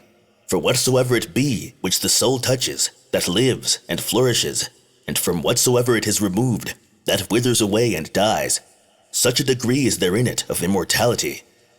Let me produce the state of sleep as a most evident demonstration of the truth of what I say, wherein souls, when the body does not distract them, have the sweetest rest, depending on themselves, and conversing with God by their alliance to him. They then go everywhere, and foretell many futurities beforehand. And why are we afraid of death? while we are pleased with the rest that we have in sleep. And how absurd a thing is it to pursue after liberty while we are alive, and yet to envy it to ourselves where it will be eternal. We, therefore, who have been brought up in a discipline of our own, ought to become an example to others of our readiness to die. Yet if we do not stand in need of foreigners to support us in this matter, let us regard those Indians who profess the exercise of philosophy. For these good men do but willingly undergo the time of life, and look upon it as a necessary servitude, and make haste to let their souls loose from their bodies. Nay, when no misfortune presses them to it, nor drives them upon it, these have such a desire of a life of immortality that they tell other men beforehand that they are about to depart, and nobody hinders them, but everyone thinks them happy men, and gives them letters to be carried to their familiar friends that are dead. So firmly and certainly do they believe that souls converse with one another in the other world. So when these men have heard all such commands that were to be given them, they deliver their body to the fire, and, in order to their getting their soul a separation from the body, in the greatest purity, they die in the midst of hymns and commendations made to them. For their dearest friends conduct them to their death more readily than do any of the rest of mankind conduct their fellow citizens when they are going on a very long journey, who, at the same time, weep on their own account, but look upon the others as happy persons, as so soon to be made partakers of the immortal order of beings. Are not we, therefore, ashamed to have lower notions than the Indians? And by our own cowardice to lay a base reproach upon the laws of our country, which are so much desired and imitated by all mankind? But put the case that we had been brought up under another persuasion, and taught that life is the greatest good which men are capable of, and that death is a calamity. However, the circumstances we are now in ought to be an inducement to us to bear such calamity courageously, since it is by the will of God and by necessity that we are to die. For it now appears that God hath made such a decree against the whole Jewish nation that we are to be deprived of this life, which he knew we would not make a due use of. For do not you ascribe the occasion of your present condition to yourselves, nor think the Romans are the true occasion that this war we have had with them has become so destructive to us all. These things have not come to pass by their power, but a more powerful cause hath intervened, and made us afford them an occasion of their appearing to be conquerors over us. What Roman weapons, I pray you, were those by which the Jews of Caesarea were slain? On the contrary, when they were no way disposed to rebel, but were all the while keeping their seventh-day festival, and did not so much as lift up their hands against the citizens of Caesarea, yet did those citizens run upon them in great crowds, and cut their throats, and the throats of their wives and children, and this without any regard to the Romans themselves, who never took us for their enemies till we revolted from them.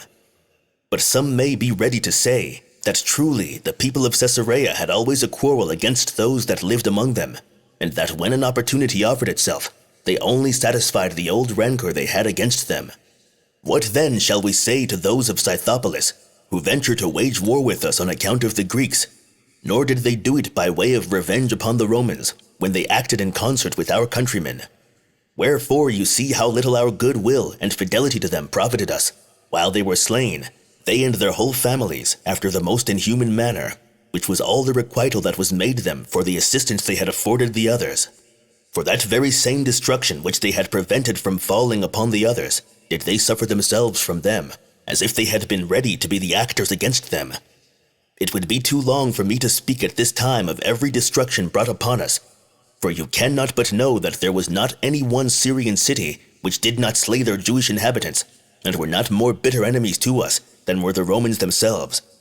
Nay, even those of Damascus, when they were able to allege no tolerable pretense against us, filled their city with the most barbarous slaughter of our people, and cut the throats of 18,000 Jews with their wives and children.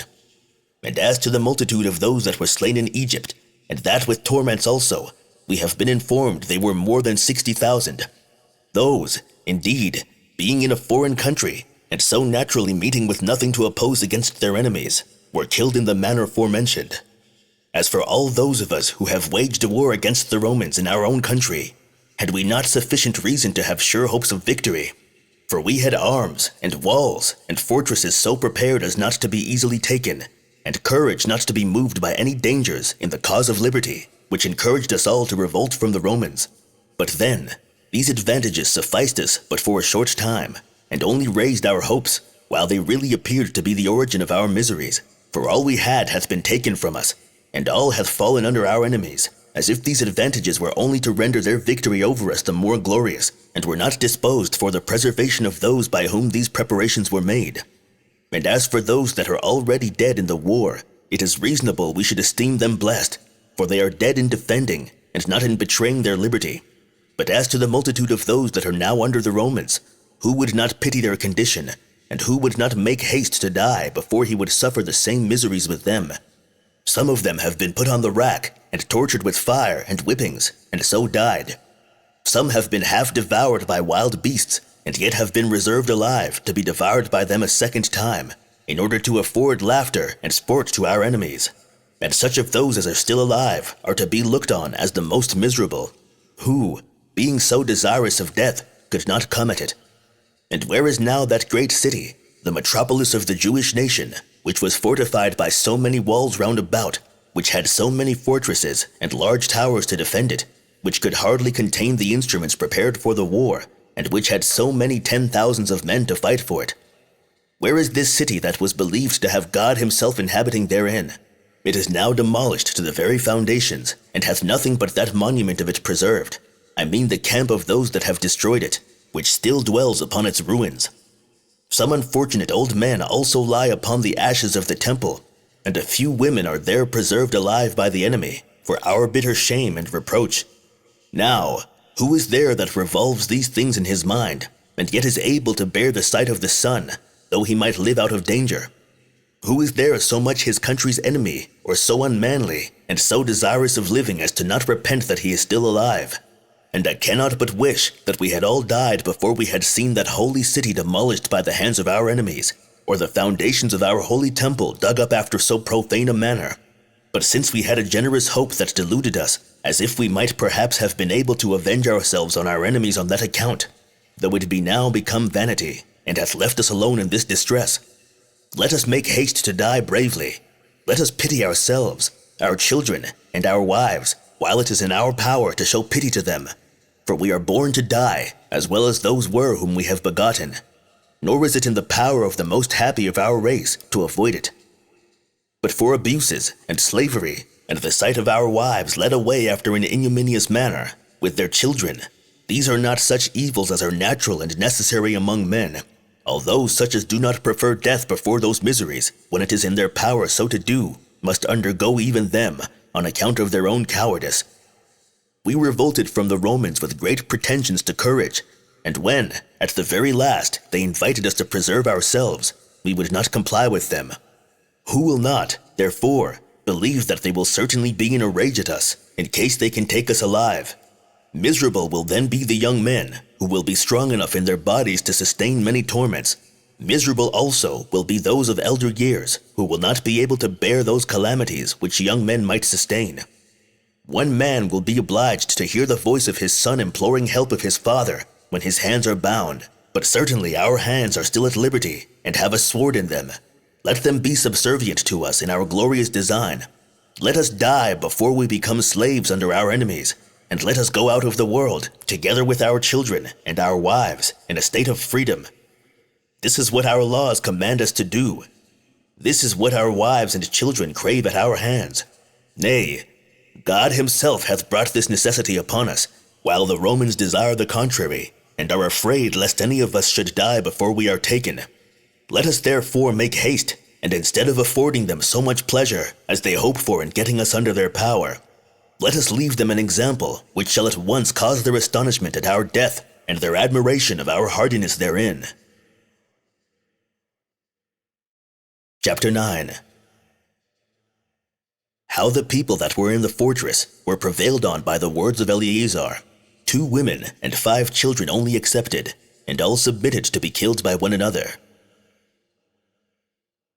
Now, as Eleazar was proceeding on in his exhortations, they all cut him off short, and made haste to do the work, as full of an unconquerable ardor of mind, and moved with a demoniacal fury.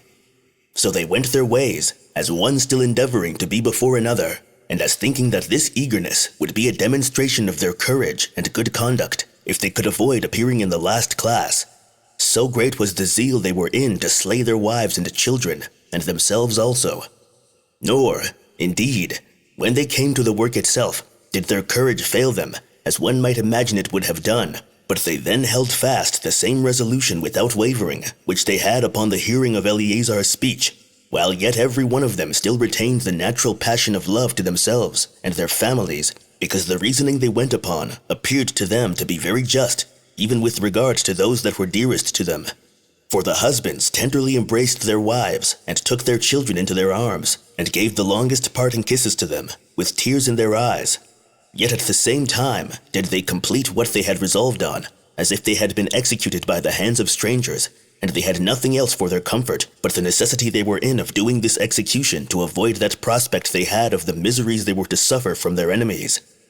Nor was there at length any one of these men found that scrupled to act their part in this terrible execution, but every one of them dispatched his dearest relations.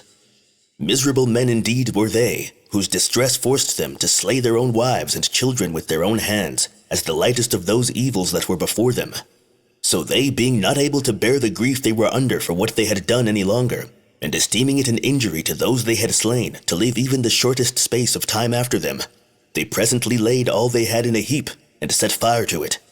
They then chose 10 men by lot out of them, to slay all the rest, every one of whom laid himself down by his wife and children on the ground, and threw his arms about them, and they offered their necks to the stroke of those who by lot executed that melancholy office.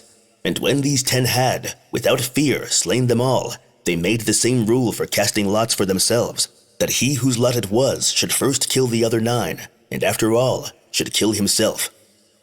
Accordingly, all these had courage sufficient to be no way behind one another in doing or suffering. So, for a conclusion, the 9 offered their necks to the executioner, and he who was the last of all took a view of all the other bodies, lest perchance some or other among so many that were slain should want his assistance to be quite dispatched. And when he perceived that they were all slain, he set fire to the palace, and with the great force of his hands ran his sword entirely through himself, and fell down dead near to his own relations. So these people died with this intention, that they would leave not so much as one soul among them all alive to be subject to the Romans. Yet was there an ancient woman, and another who was of kin to Eleazar, and superior to most women in prudence and learning, with 5 children, who had concealed themselves in caverns underground, and had carried water thither for their drink, and were hidden there when the rest were intent upon the slaughter of one another. Those others were 960 in number, the women and children being withal included in that computation. The calamitous slaughter was made on the 15th day of the month Xanthicus, Nisan. Now for the Romans, they expected that they should be fought in the morning, when accordingly they put on their armor and laid bridges of planks upon their ladders from their banks, to make an assault upon the fortress, which they did, but saw nobody as an enemy, but a terrible solitude on every side, with a fire within the palace, as well as a perfect silence. So they were at a loss to guess at what had happened. At length they made a shout, as if it had been at a blow given by the battering ram, to try whether they could bring anyone out that was within. The women heard this noise, and came out of their underground cavern, and informed the Romans what had been done, as it was done. And the second of them clearly described all both what was said, and what was done, and the manner of it. Yet they did not easily give their attention to such a desperate undertaking, and did not believe it could be as they said. They also attempted to put the fire out, and quite cutting themselves a way through it, they came within the palace, and so met with the multitude of the slain, but could take no pleasure in the fact, though it were done to their enemies.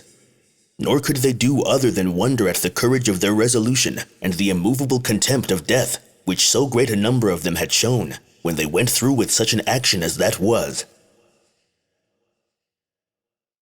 Chapter 10. That many of the Sicarii fled to Alexandria also, and what dangers they were in there, on which account that temple which had formerly been built by Onias, the high priest, was destroyed.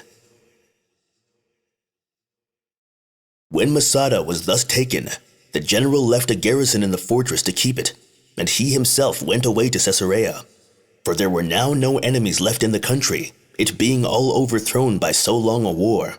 Yet did this war afford disturbances and dangerous disorders, even in places far remote from Judea. For still it came to pass that many Jews were slain at Alexandria in Egypt, For as many of the Sicarii as were able to fly thither, out of the seditious wars in Judea, were not content to have saved themselves, but must needs be undertaking to make new disturbances, and persuade many of those that entertained them to assert their liberty, to esteem the Romans to be no better than themselves, and to look upon God as their only Lord and Master. But when part of the Jews of reputation opposed them, they slew some of them, and with the others they were very pressing in their exhortations to revolt from the Romans. But when the principal men of the Senate saw what madness they were come to, they thought it no longer safe for themselves to overlook them. So they got all the Jews together to an assembly, and accused the madness of the Sicarii, and demonstrated that they had been the authors of all the evils that had come upon them. They said also that these men, now they were run away from Judea, having no sure hope escaping, because as soon as ever they shall be known, they will be soon destroyed by the Romans. They come hither and fill us full of those calamities which belong to them, while we have not been partakers with them in any of their sins. Accordingly, they exhorted the multitude to have a care, lest they should be brought to destruction by their means, and to make their apology to the Romans for what had been done, by delivering these men up to them, who being thus apprised of the greatness of the danger they were in, complied with what was proposed, and ran with great violence upon the Sicarii, and seized upon them. And indeed, 600 of them were caught immediately. But as to all those that fled into Egypt, and to the Egyptian Thebes, it was not long ere they were caught also, and brought back, whose courage, or whether we ought to call it madness, or hardiness in their opinions, everybody was amazed at. For when all sorts of torments and vexations of their bodies that could be devised were made use of them, they could not get any one of them to comply so far as to confess, or seem to confess, that Caesar was their Lord. But they preserved their own opinion, in spite of all the distress they were brought to, as if they received these torments and the fire itself with bodies insensible of pain, and with a soul that in a manner rejoiced under them. But what was most of all astonishing to the beholders was the courage of the children, for not one of these children was so far overcome by these torments as to name Caesar for their Lord. So far does the strength of the courage of the soul prevail over the weakness of the body. Now Lupus did then govern Alexandria, who presently sent Caesar word of this commotion, who having in suspicion the restless temper of the Jews for innovation, and being afraid lest they should get together again and persuade some others to join with them, gave orders to Lupus to demolish that Jewish temple which was in the region called Onion, and was in Egypt, which was built and had its denomination from the occasion following. Onias, the son of Simon, one of the Jewish high priests, fled from Antiochus, the king of Syria, when he made war with the Jews, and came to Alexandria.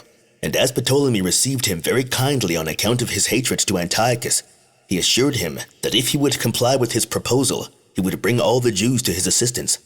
And when the king agreed to do it so far as he was able, he desired him to give him leave to build a temple somewhere in Egypt, and to worship God according to the customs of his own country, for that the Jews would then be so much readier to fight against Antiochus, who had laid waste the temple at Jerusalem, and that they would then come to him with greater goodwill, and that, by granting them liberty of conscience, very many of them would come over to him. So Ptolemy complied with his proposals, and gave him a place 180 furlongs distant from Memphis. That Nomos was called the Nomos of Heliopolis, where Onias built a fortress and a temple, not like to that at Jerusalem, but such as resembled a tower. He built it of large stones to the height of 60 cubits. He made the structure of the altar in imitation of that in our own country, and in like manner adorned with gifts, excepting the make of the candlestick. For he did not make a candlestick, but had a single lamp hammered out of a piece of gold, which illuminated the place with its rays, and which he hung by a chain of gold. But the entire temple was encompassed with a wall of burnt brick, though it had gates of stone. The king also gave him a large country for a revenue in money, that both the priests might have a plentiful provision made for them, and that God might have great abundance of what things were necessary for his worship. Yet did not Onias do this out of a sober disposition, but he had a mind to contend with the Jews at Jerusalem, and could not forget the indignation he had for being banished thence. Accordingly, he thought that by building this temple, he should draw away a great number from them to himself. There had been also a certain ancient prediction made by a prophet, whose name was Isaiah, about 600 years before, that this temple should be built by a man that was a Jew in Egypt, and this is the history of the building of that temple. And now Lupus, the governor of Alexandria, upon the receipt of Caesar's letter, came to the temple and carried out of it some of the donations dedicated thereto, and shut up the temple itself. And as Lupus died a little afterward, Paulinus succeeded him. This man left none of these donations there, and threatened the priests severely if they did not bring them all out, nor did he permit any who were desirous of worshiping God there so much as to come near the whole sacred place. But when he had shut up the gates, he made it entirely inaccessible, insomuch that there remained no longer the least footsteps of any divine worship that had been in that place. Now the duration of the time from the building of this temple till it was shut up again was 343 years. Chapter 11. Concerning Jonathan, one of the Sicarii that stirred up a sedition in Cyrene, and was a false accuser of the innocent. And now did the madness of the Sicarii like a disease reach as far as the cities of Cyrene. For one Jonathan, a vile person, and by trade a weaver, came thither and prevailed with no small number of the poorer sort to give ear to him. He also led them into the desert, upon promising them that he would show them signs and apparitions. And as for the other Jews of Cyrene, he concealed his knavery from them, and put tricks upon them. But those of the greatest dignity among them informed Catullus, the governor of the Libyan Pentapolis, of his march into the desert, and of the preparations he had made for it. So he sent out after him both horsemen and footmen, and easily overcame them, because they were unarmed men. Of these, many were slain in the fight, but some were taken alive and brought to Catullus. As for Jonathan, the head of this plot, he fled away at that time. But upon a great and very diligent search which was made all the country over for him, he was at last taken.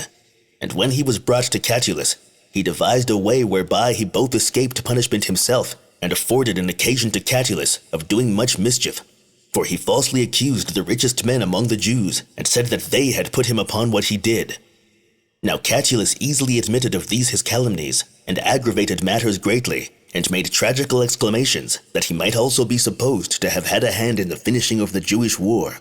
But what was still harder, he did not only give a too easy belief to his stories, but he taught the Sicarii to accuse men falsely. He bade this Jonathan, therefore, name one Alexander, a Jew, with whom he had formerly had a quarrel, and openly professed that he hated him. He also got him to name his wife Bernice as concerned with him. These two Catullus ordered to be slain in the first place. Nay, after them he caused all the rich and wealthy Jews to be slain, being no fewer in all than 3,000. This, he thought, he might do safely, because he confiscated their effects and added them to Caesar's revenues. Nay, indeed, lest any Jews that lived elsewhere should convict him of his villainy, he extended his false accusations farther, and persuaded Jonathan and certain others that were caught with him to bring an accusation of attempts for innovation against the Jews that were of the best character, both at Alexandria and at Rome. One of these, against whom this treacherous accusation was laid, was Josephus, the writer of these books. However, this plot, thus contrived by Catullus, did not succeed according to his hopes, for though he came himself to Rome, and brought Jonathan and his companions along with him in bonds, and thought he should have no further inquisition made as to those lies that were forged under his government, or by his means, yet did Vespasian suspect the matter, and made an inquiry how far it was true. And when he understood that the accusation laid against the Jews was an unjust one, he cleared them of the crimes charged upon them, and this on account of Titus's concern about the matter, and brought a deserved punishment upon Jonathan, for he was first tormented, and then burnt alive. But as to Catullus, the emperors were so gentle to him that he underwent no severe condemnation at this time. Yet was it not long before he fell into a complicated and almost incurable distemper, and died miserably. He was not only afflicted in body, but the distemper in his mind was more heavy upon him than the other, for he was terribly disturbed, and he continually cried out that he saw the ghosts of those whom he had slain standing before him. Whereupon he was not able to contain himself, but leaped out of his bed, as if both torments and fire were brought to him. This his distemper grew still a great deal worse and worse continually, and his very entrails were so corroded that they fell out of his body, and in that condition he died. Thus he became as great an instance of divine providence as ever was, and demonstrated that God punishes wicked men. And here we shall put an end to this our history, wherein we formerly promised to deliver the same with all accuracy, to such as should be desirous of understanding after what manner this war of the Romans with the Jews was managed. Of which history, how good the style is, must be left to the determination of the readers. But for the agreement with the facts, I shall not scruple to say, and that boldly, that truth had been what I have alone aimed at, through its entire composition. End of Book 7.